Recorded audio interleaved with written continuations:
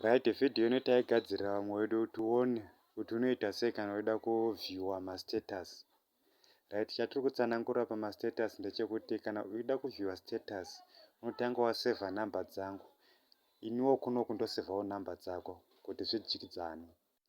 Right, sezvatiri kuona pafoni pangu panapa toroda tivhure status. Tiri kuona pamusoro pewhatsapp pedu apa pane pakanzi chats, panzi groups, panzi status calls. Saka unobva wauya ipapa pakanzi status wovhura saizvozvo.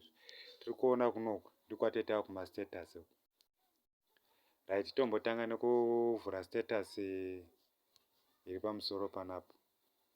Ndiwo mavhuriro aunoita status yako iyoyo. Sezvatiri kuonesana panapa.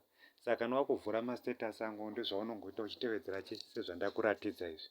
Right, nhasi tatutira mavidheos akawandisa pastatus yangu.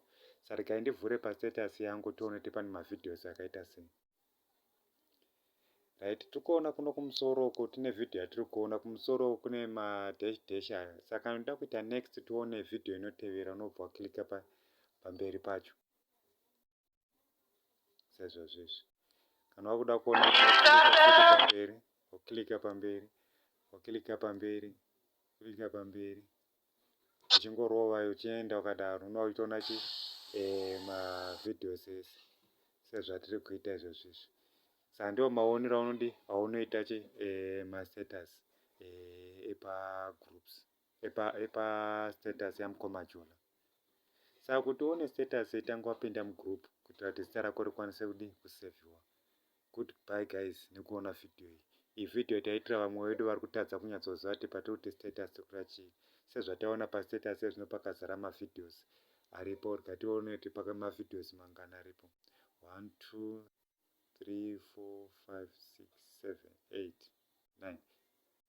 Pane 9 mavidheos aripo emastatus. Saka unogona kutosarudza yauri kuda status semavhuriro andaita iwayo uchitoona kuti ndiri kuenda pakati, ndiri kuda video yakati nokungoona image yachona. Thank you guys. Ndinovimba kuti video yabatsira vakawandisa.